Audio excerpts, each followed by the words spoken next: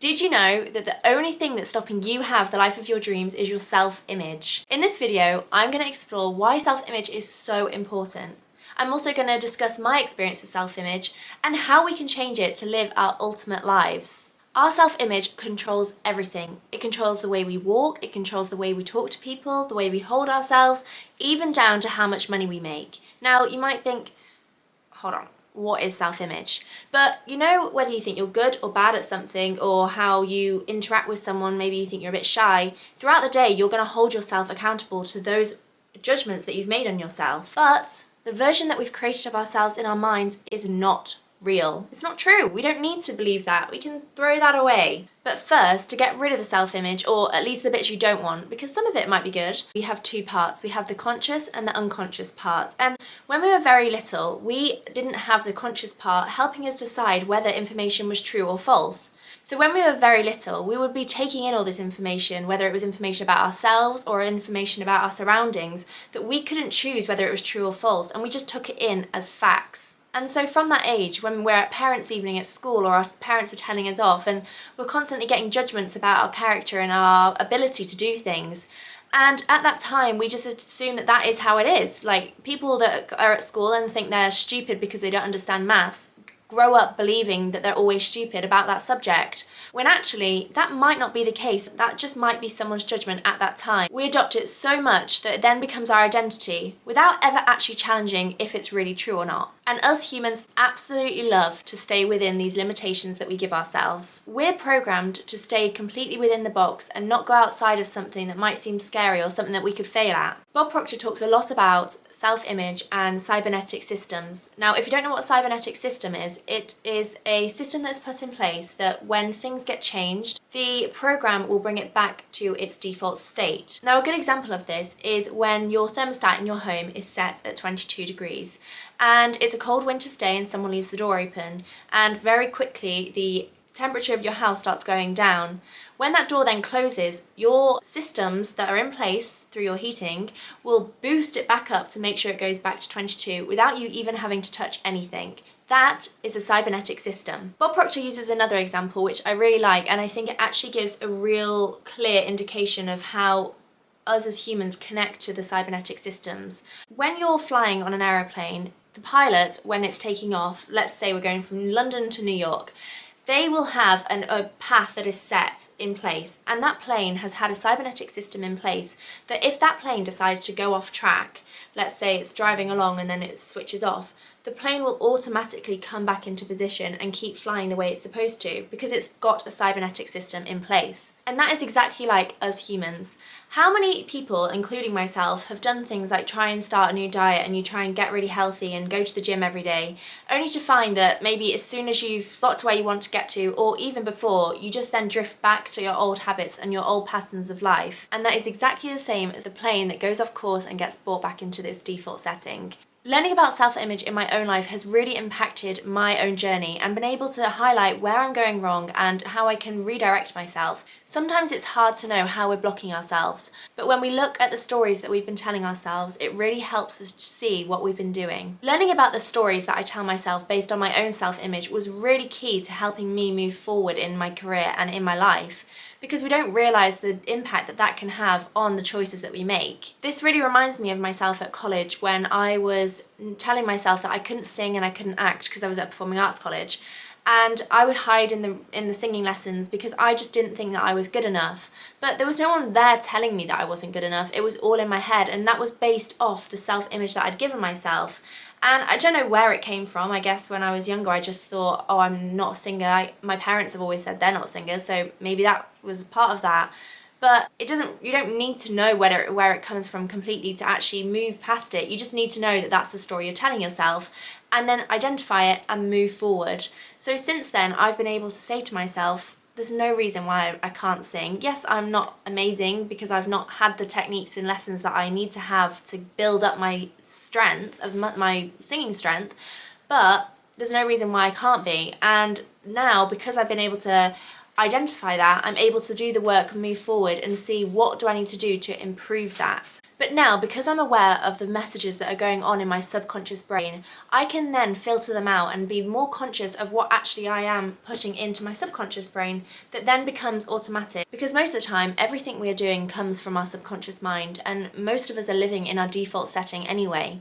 So the real question that we want to know is, how can we change our self-image? So to change our self-image, the thing I find most beneficial to do to begin with is to work out the story that we're already telling ourselves.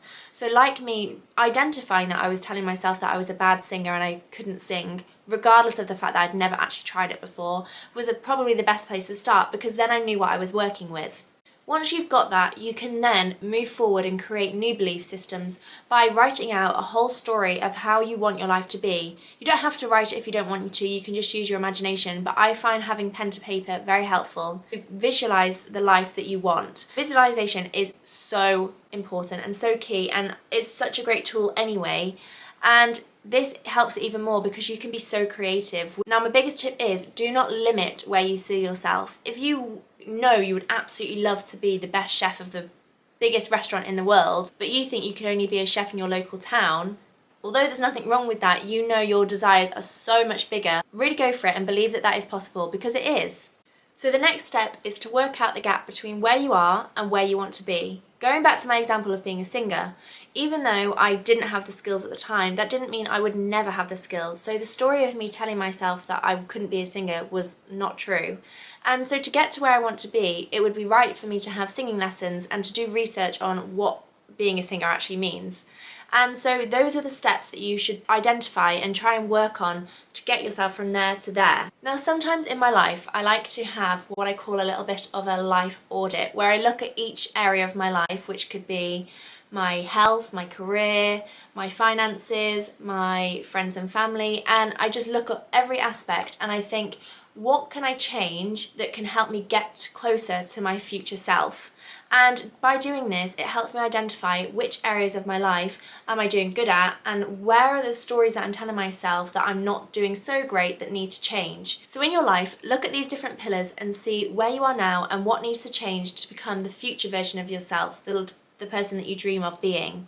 And how can you close that? So the next step is something that I found really helpful, especially at the moment, and that is to have an accountability partner. So I have always been someone that loves to go to the gym, but that doesn't always mean that I'm consistent.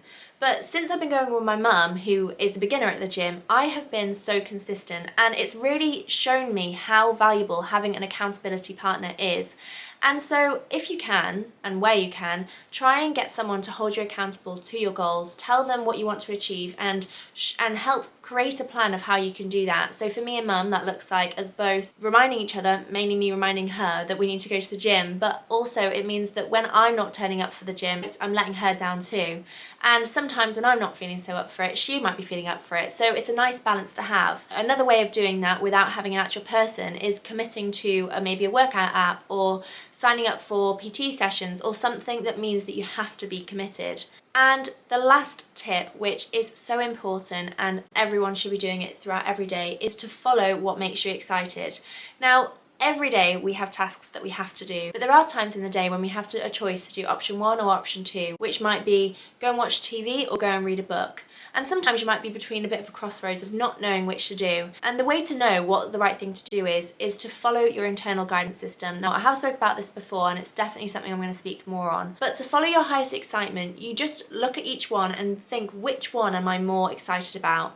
And go and do that. Because our internal guidance system, the thing that's telling us what's exciting to us, is a communication from us to our higher power, or whatever you believe in, that knows the bigger picture of your life. And it's like your higher power is looking down on you, and it can see the right way to go to get you there, because you don't know why route A might be quicker than route B, but your higher power knows that, whether that's something that could be 5 years down the line, or even something tomorrow, or it's even just trying to protect you from something small that you will never know about. But either way, your higher power is trying to communicate through your internal guidance system by showing you what's more exciting. So whenever you can follow your highest excitement, that is the right thing to do. I really hope you got something out of this video. I really enjoyed making it. I know self-image is such a big topic, but it's so interesting to go down each avenue and see how it affects our lives, and I can't wait to share more on it. But before I go, I want to invite you to write down your future self story of how you want your future to look. Write down every last detail and leave no expense, and don't have any limitations on what that might look like. Really go big, and if you're struggling to go big, write one version and then see how can I make this 10 times better, and write another and another until you get to where you want to be. And you can completely change your future self story again and again and again throughout the discovery of your life. Mine has changed so much, so don't worry about that. But just having an image and a goal of where to go is so important, and it gives us a direction of where we're heading. And also, it's just so fun to get excited about things that we're actually passionate about. So write down any future stories that you want to share with us to inspire other people. I would love to hear about them. And if you like this video, please like and also subscribe. This is a new channel and I'm loving making these videos, so it'd be great to see a few more people along the journey. Thank you for watching this video. I again really hope you enjoyed it, and I can't wait to see you in my next video. Goodbye!